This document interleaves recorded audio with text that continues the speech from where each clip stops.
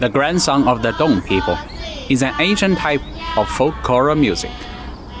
In this episode, the innocent voices of these Dong girls took Hedegaard and me back to our younger years, allowing us to rediscover the beauty of childhood.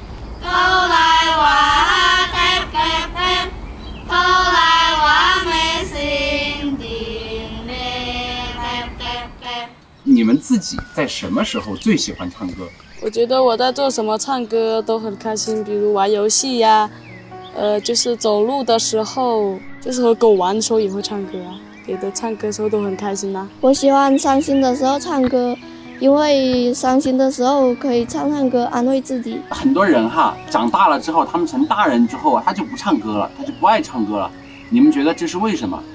因为长大之后有很多需要去做的事情，然后也需要帮家里面补贴家用嘛，所以就不怎么聚在一起唱歌。也可能工作忙了忘记了，或者压力太大了。长大成为一个成年人，对你们来说意味着什么？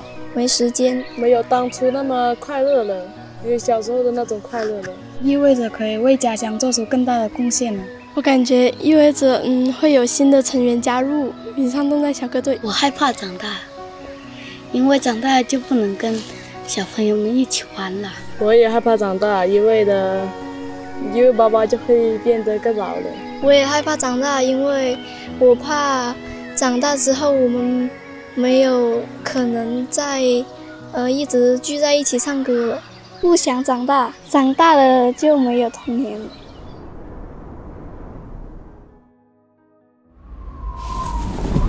The summer of 2025, Danish musician Rasmus Hedegaard and I took a journey across Western China. He explored local folk music and created cross-cultural adaptations. 10 cities, 10 ethnic groups. This is the story of music and how Chinese people live today.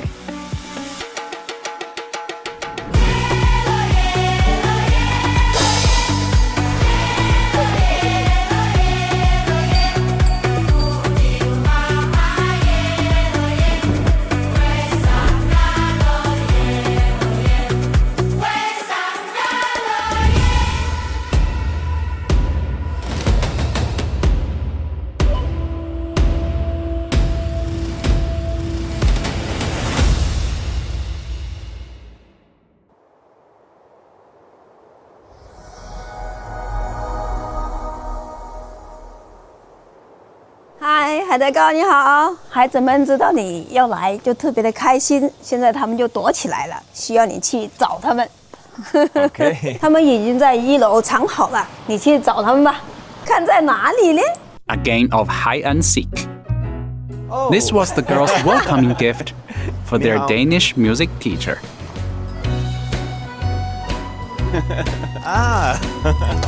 Behind the door? Oh, yes. 你好。你好。Oh. Yeah. Yeah. Where are you from?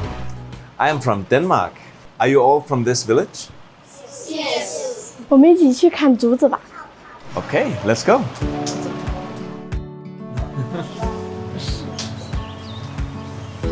This is the Cloud War Dong Angels, a choir formed by the Dong singer Wu Fengying. Any young girl from the surrounding Dong villages who loves to sing can join to learn traditional songs and instruments from her. These children's parents work far from home and often miss their parental presence.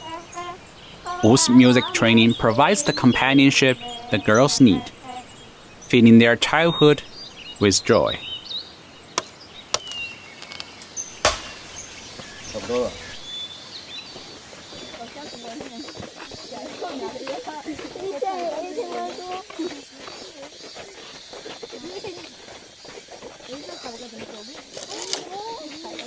Hedegaard stepped into the childhood of these Dong girls. They made bamboo rice and pork barbecue, play with insects and animals, and sang tirelessly.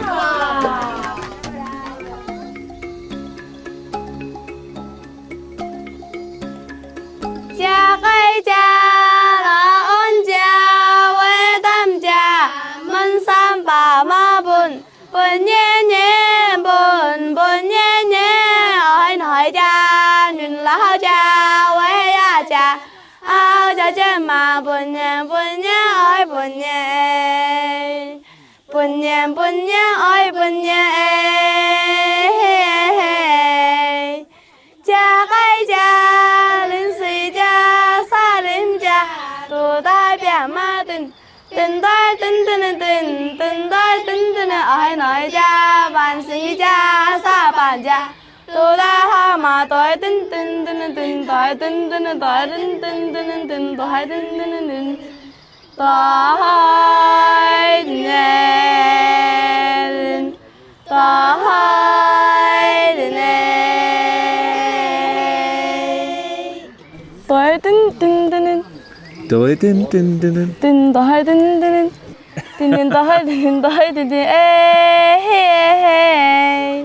I can't do that.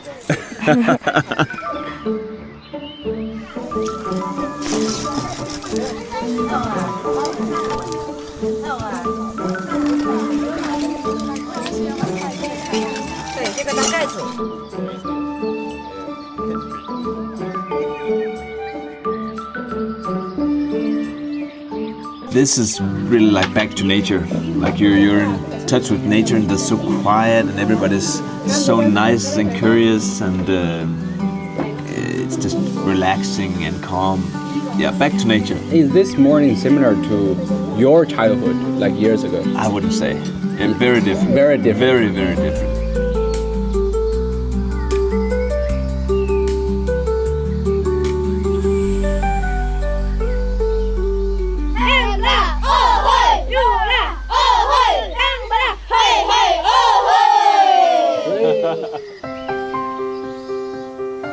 In many traditional Chinese children's games, music is the soul of the play.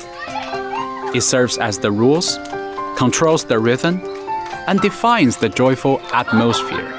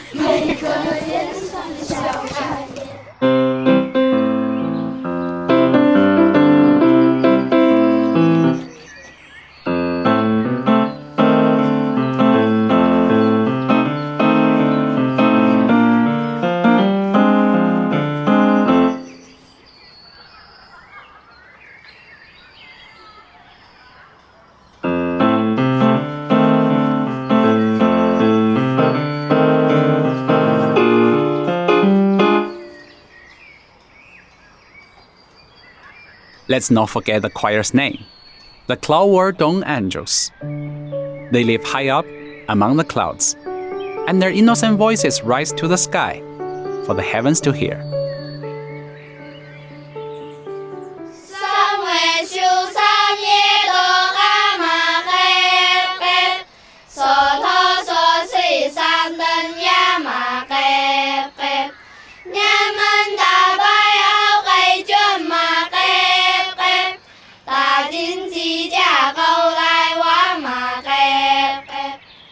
Hedegaard truly became a music teacher, using his piano to preserve the beauty of childhood in their songs. I'm so happy we could meet up here today.